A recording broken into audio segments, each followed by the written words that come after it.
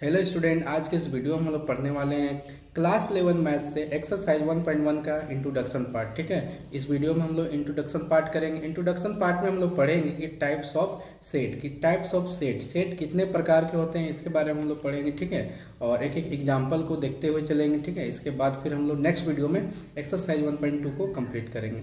Video में आगे बढ़ने से पहले आपको छोटा सा ये बता देना चाहते हैं कि कल वीडियो क्यों नहीं आ पाया। ठीक है, क्योंकि कल थोड़ा सा हेल्थ इश्यू हो गया था, जिसके वजह से आप लोगों को वीडियो नहीं मिला, उसके लिए सॉरी। बट अब आप कोशिश करेंगे कि आगे से कंटिन्यू आपको हर दिन आपको कम से कम एक वीडियो जरूर मिले। ठीक है, बाकी हम लोग आगे बढ़ते हैं और टाइप्स ऑफ सेट में देखते हैं।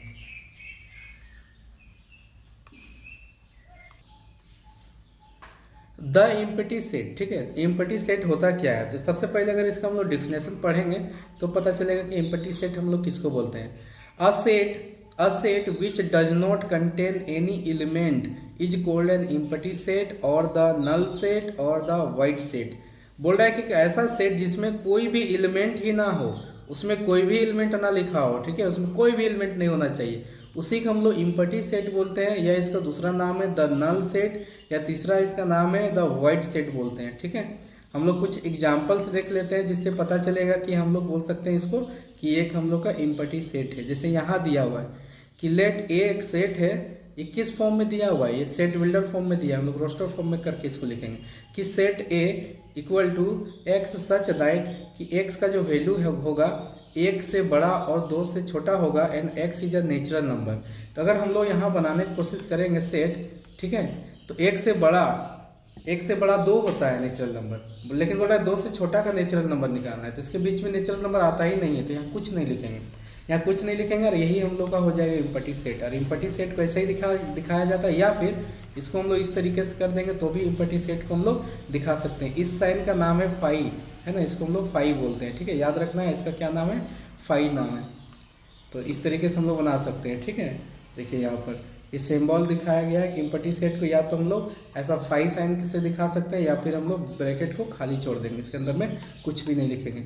तो ये था हम लोग का इम्पटी सेट। ठीक है, आपको नोट्स बनाते हुए चलना है, हर एक चीज़ का नोट्स होना चाहिए ताकि एग्जाम के समय में आप उसको देख के रिविजन कर सकते हैं। ठीक है, क्योंकि पूरा इतना जो सिलेबस आप पढ़ेंगे उतना आपको याद रहने वाला नहीं है। ठीक है, किसी से याद नहीं रहता है, बार बार आपको रिवाइज करने की ज़रूरत पड़ेगा। तो आपके पास अगर नोट्स रहेगा तो उसी से देख के आप करेंगे। ठीक है, बार बार वीडियो खोल के देखने की कोशिश अगर करते भी हैं तो उससे आप पढ़ेंगे कम, और सबसे ज़्यादा आपको दिक्कत ये होगा कि आप कोई और चीज़ को देखने के लिए वीडियो खोलेंगे और कुछ और देखने लग जाएंगे। ठीक है, इससे आपका वेस्ट ऑफ टाइम हो जाएगा। ठीक है, तो इसीलिए ऐसा नहीं करना है, आपको नोट्स बना के, और नोट्स बनाना ही बनाना है। ठीक है, अगर साइंस लिए तो मेहनत तो आपको करना ही पड़ेगा। चलिए नेक्स्ट टाइप ऑफ लोग सेट देखते हैं। इसमें दो बताया जाएगा। ठीक है, एक तो होगा हम लोग का फाइनाइट सेट, ठीक है, और दूसरा होगा इनफाइनाइट सेट। दोनों को साथ में ही समझेंगे हम लोग। तो सबसे पहले इसका हम लोग डिफिनेशन देख लेते हैं, किसको बोलते हैं फाइनाइट सेट और किसको बोलते हैं नॉन फाइनाइट सेट। ठीक है, तो यहाँ डिफिनेशन दिया हुआ है कि a set which is empty और consist of a definite number of element. तो बोल रहा है या तो हम लोग का इम्पटी सेट होना चाहिए, या उसमें डिफिनिट नंबर ऑफ एलिमेंट होना चाहिए। डेफिनिट मतलब होता है जिसको हम लोग काउंट कर सकते हैं। ठीक है, जो काउंटेबल हो, जिसको हम लोग गिन सकते हैं, इज कॉल्ड फाइनाइट। तो ऐसे सेट को हम लोग क्या बोलते हैं, फाइनाइट सेट बोलते हैं। ठीक है, अदरवाइज, और अगर ऐसा नहीं होगा तो हम लोग क्या बोलेंगे, the set is called infinite. या अपने भाषा में लिख सकते हैं कि जिसके जो एलिमेंट होंगे, नंबर ऑफ मेंबर होंगे, वो इनफाइनाइट होना चाहिए। ठीक है, तो उसको इनफाइनाइट सेट हम लोग बोलेंगे। ठीक, कुछ एग्जाम्पल्स हम लोग देख लेते हैं तो और अच्छे से समझ में आएगा। कुछ एग्जाम्पल ढूंढ लेते हैं। ठीक है, तो अब यहाँ पर देखिए दिया हुआ है। ठीक है, यहाँ पर दिया हुआ है, ये एग्जाम्पल है 1 2 3 और डॉट डॉट डॉट, है ना। मान लेते हैं कोई एक सेट है n। ठीक है, इसमें एलिमेंट है 1 2 3 और डॉट डॉट डॉट ऐसा दिया हुआ है। ठीक है, 3 बार डॉट दे देंगे तो काफ़ी रहता है। तो ये क्या दिखा रहा है, सेट ऑफ नेचुरल नंबर को दिखा रहा है, ये सेट ऑफ नेचुरल नंबर दिखा रहा है। तो इसके अगर मेंबर का बात करेंगे एलिमेंट, तो इसमें कितना एलिमेंट है, काउंट कर सकते हैं, नहीं कर सकते क्योंकि ये इनफाइनाइट तक गया हुआ है। ठीक है, इसी तरीके से ये है 1 3 5 7, ये भी क्या है, ओड नंबर का। अगर हम लोग बात करेंगे ओड नंबर का, ठीक है, सेट ओ मान लेते हैं, ओड नंबर का 1 3 5 7 डॉट डॉट डॉट, ये सेट है। इसमें इनफाइनाइट नंबर ऑफ एलिमेंट है, इसलिए इसको इनफाइनाइट सेट बोलेंगे। ठीक है, तो ये चीज़ है। इसी तरीके तीसरे नंबर वाला भी है, ये infinite number of set element होते हैं, इनफाइनाइट सेट बोलेंगे। फाइनाइट में क्या हो जाएगा, मान के चलते हम लोग एक सेट ले लेते हैं 2 4 6 8, बस इतना ही लिखा हुआ है। इसमें कितने मेंबर हैं, 1 2 3 4, यानी 4 मेंबर्स है। 4 मेंबर है, हम लोग काउंट कर पाएंगे। इसमें जो मेंबर है वो क्या है, एलिमेंट है, वो काउंट किया जा सकता है, ठीक है। तो इसलिए हम लोग बोलेंगे ये क्या हो गया हम लोग का, ये फाइनाइट सेट हो गया। तो हम लोग दो तरह का सेट पढ़ लिए, एक है हम लोग पास में इनफाइनाइट सेट, एक हो गया हम लोग का फाइनाइट सेट, ठीक है। इनफाइनाइट सेट और फाइनाइट सेट में क्या अंतर है, फाइनाइट सेट उसको बोलते हैं जिसमें एलिमेंट जो है काउंटेबल होता है, ठीक है, जिसको हम लोग काउंट कर सकते हैं, number of element are countable हो, ठीक है, जिसको हम लोग काउंट कर सकते हैं, फाइनाइट हो जिसको हम लोग बोलेगा। और इनफाइनाइट में क्या होगा, नंबर ऑफ एलिमेंट जो है इनफाइनाइट होना चाहिए, उसको हम लोग काउंट नहीं कर पाएंगे, ठीक है, उसमें कितना होगा एलिमेंट पता भी नहीं चलेगा। और फाइनाइट सेट में एक और उदाहरण आप ले सकते हैं कि 5 सेट, इसमें अगर कुछ भी नहीं लिखा हुआ है तो भी ये क्या है, 5 सेट भी हम लोग एक फाइनाइट सेट के अंदर ही काउंट होगा, ठीक है। तो ये हो गया हम लोग का दो और टाइप्स ऑफ सेट। अभी तक हम लोग क्या क्या पढ़ चुके हैं, इम्पटी सेट के बारे में पढ़ चुके हैं, और अभी हम लोग फाइनाइट सेट और इनफाइनाइट सेट के बारे में पढ़ेंगे, ठीक है। अब हम लोग नेक्स्ट पढ़ने वाले हैं इक्वल सेट किसको बोला जाता है। तो सेट में लास्ट करेंगे हम लोग, इक्वल सेट हम लोग किसको बोलेंगे, ठीक है। तो इसका डिफिनेशन है कि टू सेट हम लोग पास में देखो इक्वल है या नहीं है, इसको सेट का मतलब इसको जांचने के लिए हम लोग कम से एटलीस्ट तो टू सेट होना ही चाहिए ना। तो टू सेट हम लोग ले लेंगे कि let two set A and B are said to be equal. तो हम लोग ए और बी को कब कह सकते हैं इक्वल, इफ आपका डिफिनेशन यहाँ से स्टार्ट होता है कि if they have exactly the same element, या तो एकदम सेम टू सेम होना चाहिए दोनों में, we write A equal to B, अगर ऐसा है सेम टू सेम है तो इसको हम लोग लिख सकते हैं set A is equal to set B, ऐसे हम लोग लिख सकते हैं, ठीक है। अदरवाइज अगर सेट इक्वल नहीं है, उसमें जो मेंबर्स है एलिमेंट हो वो इक्वल नहीं है, तो हम लोग उसको क्या लिखेंगे कि बोल सकते हैं the set are said to be unequal, तो उसको बोलेंगे हम लोग ये इक्वल सेट नहीं है, अनइक्वल सेट है ना। And we write A not equal to B, इसको हम लोग कैसे लिख सकते हैं, ए इक्वल नहीं होगा बी के, ठीक है, इसको ऐसे लिखना है, ए इक्वल टू साइन देने के बाद इसको काट देंगे और लिखेंगे बी, इसका मतलब हो गया ए नॉट इक्वल टू बी। और ऐसे अगर दोनों सेट बराबर है तो हम लोग लिखेंगे ए इक्वल टू बी। तो ये तरीका होगा हम लोग को रिप्रेजेंट करने का इक्वल सेट का, ठीक है। इसको भी आपको नोट डाउन कर लेना है। तो ये बता दिए, यहाँ पे एक एग्जांपल दिया हुआ है, ठीक है, इसको आपको देख के बताना है कि इक्वल सेट होगा या नहीं होगा। तो अगर हम लोग सेट ए में बात करेंगे 1 है 2 है 3 है, ठीक है। सेट बी में अगर बात करेंगे तो कितना है, 2 है 1 है 3 है। हम लोग जानते हैं कोई भी किसी भी सेट को दो बार नहीं लिखा जाता है, अगर लिखा हुआ है तो उसको एक ही कंसीडर करके मानेंगे।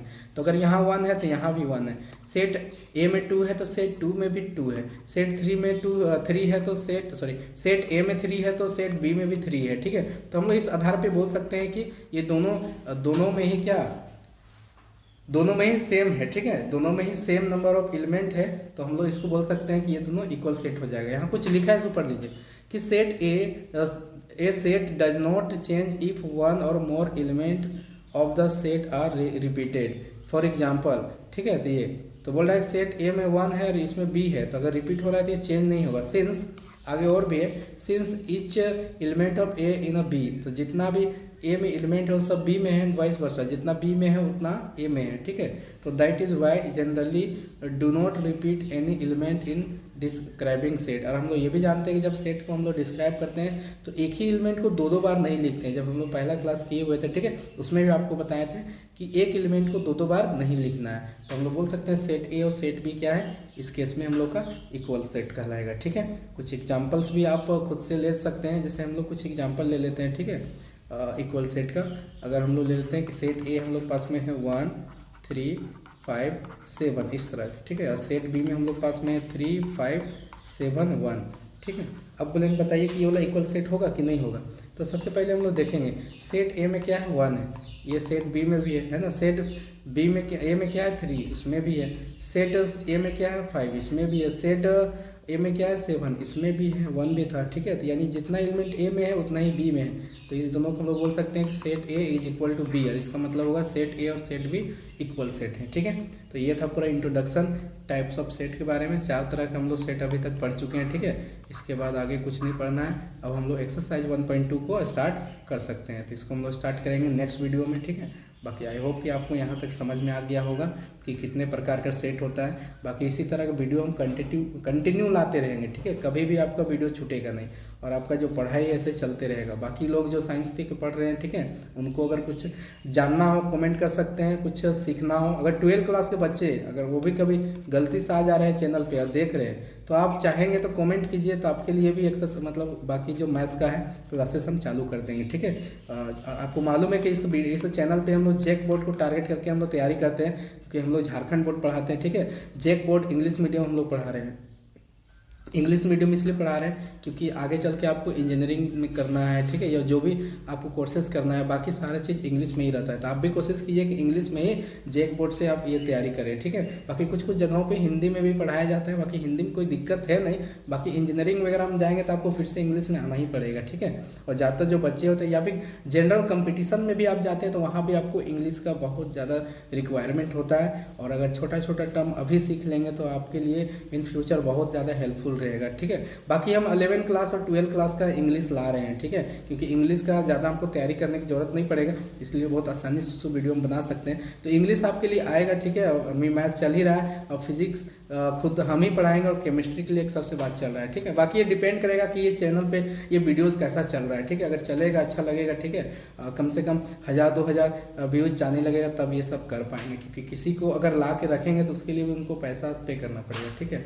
और ये कहाँ से आएगा तो आप लोग मालूम है कहाँ से आएगा, ठीक है। तो इसलिए वीडियो को शेयर कीजिए, ज़्यादा से ज़्यादा वीडियो को लाइक कीजिए, ठीक है। वीडियो को पूरा कम से कम देखा कीजिए। बाकी हम लोग मिलेंगे नेक्स्ट वीडियो में, तब तक के लिए जय हिंद, जय झारखंड।